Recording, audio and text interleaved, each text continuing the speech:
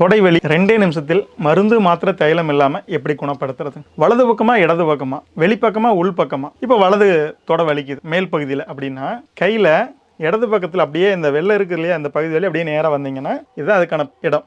இங்கிருந்து இது வரைக்கும் செக் பண்ணி பாருங்க. லேசாக அப்படி அழுத்தம் கொடுத்து பாருங்க. ஒரு குறிப்பிட்ட இடத்துல வலிக்கும். இங்க இருக்கிற வலி தெரியும், ஆனால் இங்க இருக்கிற வலி தெரியாது.